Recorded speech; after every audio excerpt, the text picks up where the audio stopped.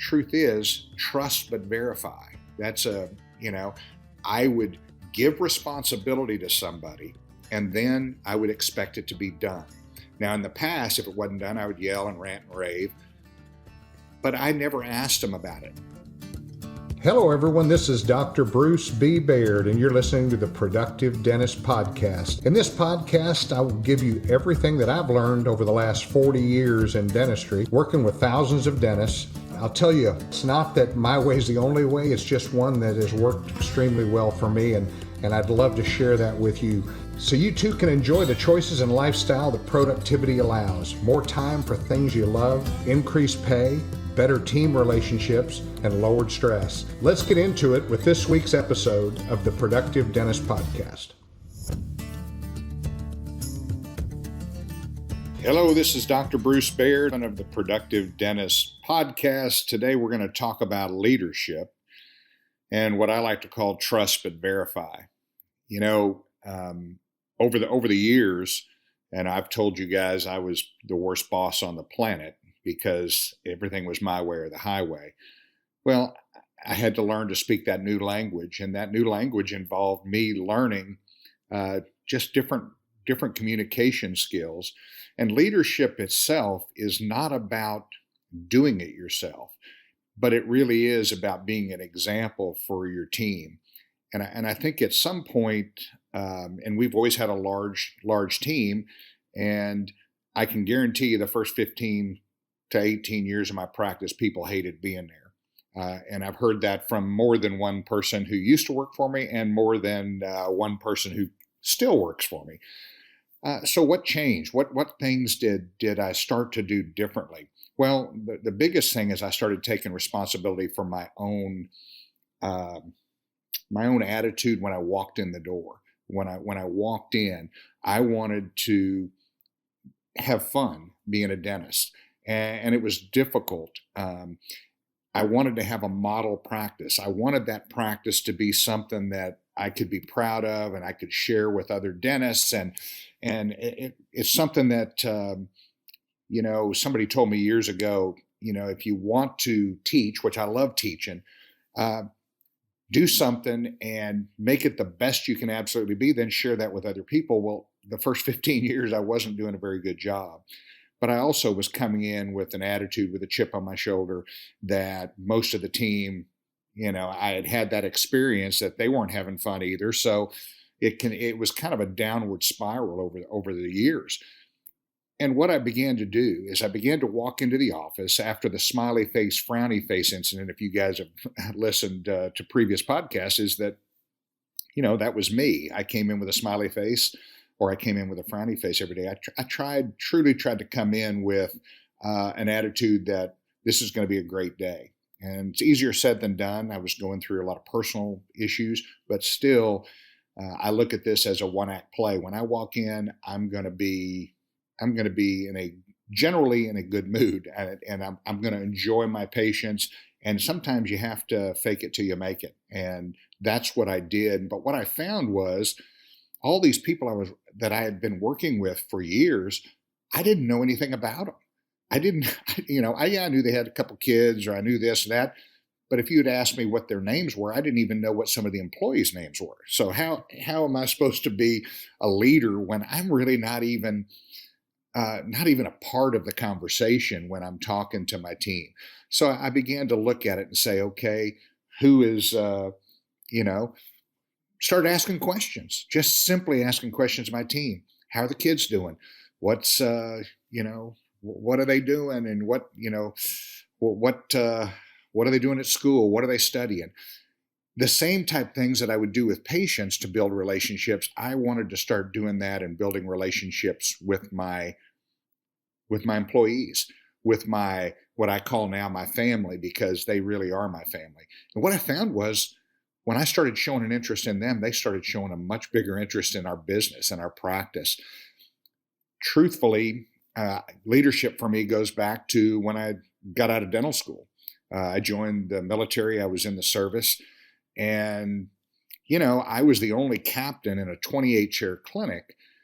And if you know the military, most of the lieutenant colonels and majors, they don't do a lot of work. They just go to meetings. In particular, they do that in a large place like Fort Sam Houston, which is kind of an administrative place where all the dentists would love to be stationed.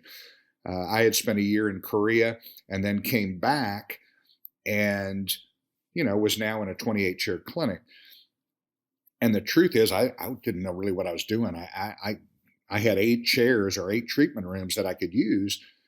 And as a member of the team, it was real easy for me to be a part of it, to have fun with the expanded duty assistants that I had.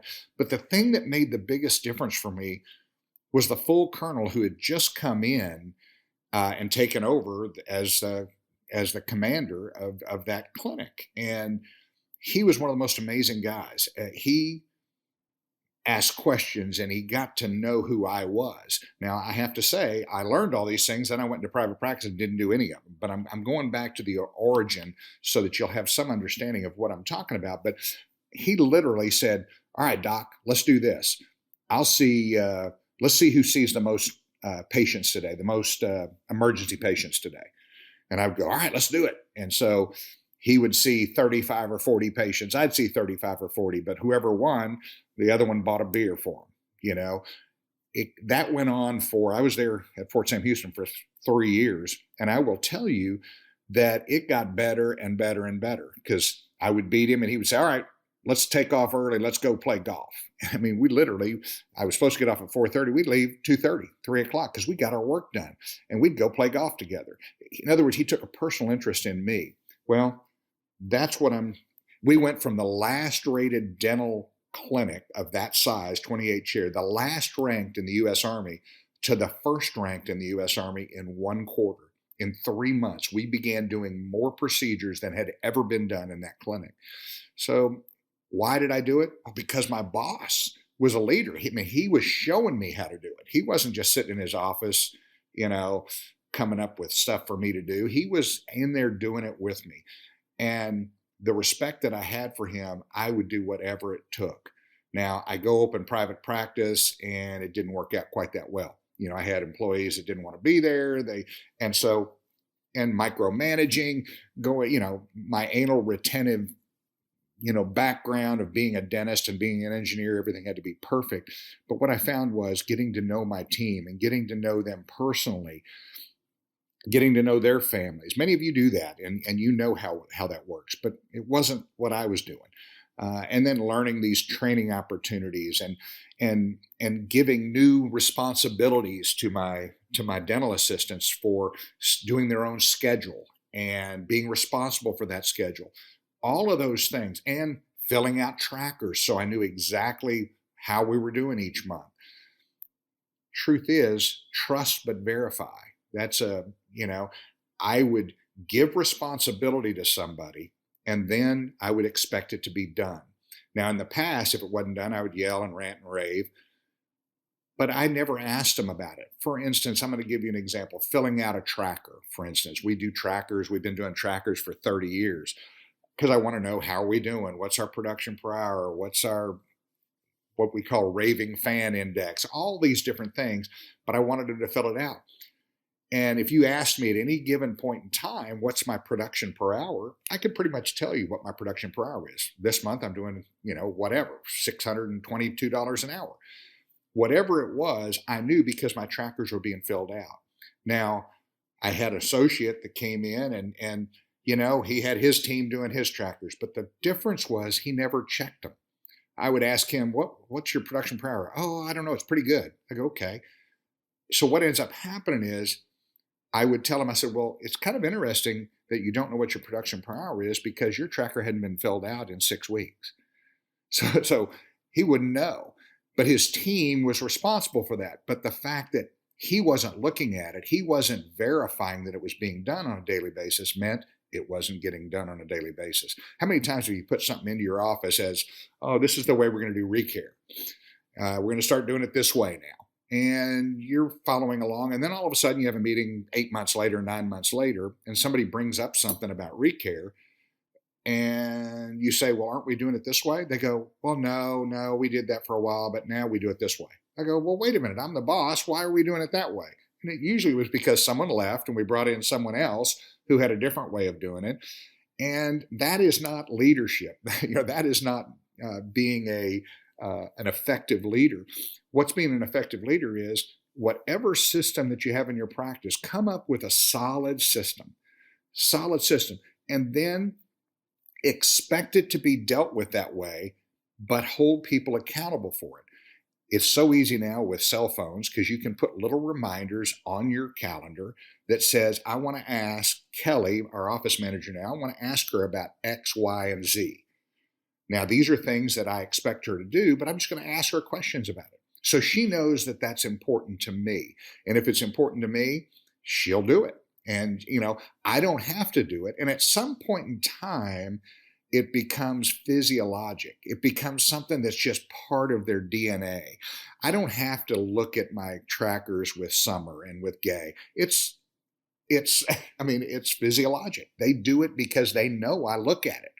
And so the more you're able to trust and verify, the less you have to trust and verify, if that makes any sense. But I still do it because I know that it's human nature to do things. Sometimes it's human nature to do it an easier way. And if nobody's looking, why not do it that way? It's all about that. It's all about doing it in the most effective way. For instance, recare, or how you work with hygiene, how you check hygiene patients, how the patients are greeted at the front desk. You go down the list, and there's, dentistry is not that complicated. It's not like we have 400 different systems. We have a system for collections. We have a system for productivity. We have a system for greeting patients. We have a system for how we do our exams. We have a certain number of systems, but it's not that complicated, especially if you come up with what you believe is going to be best for your business and best for your practice, and which for me, I've learned from everybody across the board in dentistry. And I'm continually changing. I'm continually finding new ways of doing things. But when we do something new, we verify that it's being done, and we verify that it's working. So as a leader, you might say, gosh, guys, I really thought this would work well, but I've made a decision that it's really not doing what I thought it would do. They get a feeling like, what? Doc really does care about us. He's looking and evaluating the systems, and we become together part of a solution that's going to make a major difference in our business. And when they're doing it and I'm verifying, oh my gosh, it's so much more fun doing dentistry when you have a team that is 100% behind what you're doing. It may be, calling and confirming patients, having my team call and confirm, my assistants individually. If I don't ask them, how are you making those calls? How does that go? Are you finding that you're running behind during the day? They'll say, no, I'm doing fine. Now, when we first implemented that, oh my gosh, the front office, the back, the people in the back were like, well, what are they going to do up front? The people up front, I say, well, what are they doing? That's what my job is. No, I know what's the best system that's going to have the least number of patients not show up. Because when Gay's in charge of her schedule and she's the one calling to confirm her patient, well, she knows that patient. And the chances of them defaulting to Gay are very different than the chances of her defaulting to Jan up at the front desk. And that, when they call and talk to Jan, oh yeah, I'm not going to be there. I can't make that appointment. They call and talk to Gay. That's a whole different animal. So these are little things that make a massive difference in productivity. But to me, it makes a massive difference in just the feeling of the office and how you go to work. Things are being done at a high level because you're holding them accountable. There may be only 15 things that you have on your calendar that you want to ask about, but make sure you do it every month. Because when you do it, you're going to find that the team understands that this is a big deal. This is something that makes the office run. They get to do so much more than most dental practices around the country. And I'm not talking about doing things that they're not allowed to do with the Dental Practice Act. I'm talking about they're taking responsibility. They're making sure that patient walks in the front office, when they come through the door, that they're getting greeted a certain way, because I ask questions about those things. So these are all things that you can do in your practice. Leadership, there's so many, great leadership quotes. I love talking about leadership. It's something that for me, I was so bad at it. It was horrible. Junior Seau, unfortunately had some brain injuries from football days, but he said leadership can't be fabricated. If it is fabricated and rehearsed, you can't fool the guys in the locker room. So when you talk about leadership, it comes with performance. Leadership comes with consistency. That's Junior Seau. And you know what? I couldn't agree more.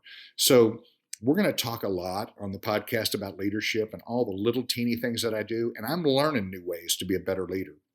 There is no arrival. There is no day where you say, oh, I'm a great leader. You constantly have to earn the respect of your team. And if you're not doing that, and you're just expecting them to come to work because that's what you hired them for, which is what I did for years. I hired you to do this work. Why should I pat you on the back? It's not the way to become a great leader. So I leave you with those comments and look forward to the next podcast. Thank you for joining me for this episode of the Productive Dentist Podcast. If you found this episode helpful, make sure you subscribe. Pass it along to a friend. Give us a like on iTunes and Spotify, or drop me an email at podcast@productivedentist.com. Don't forget to check out other podcasts from the Productive Dentist Academy at productivedentistpodcast.com. Join me again next week for another episode of the Productive Dentist Podcast.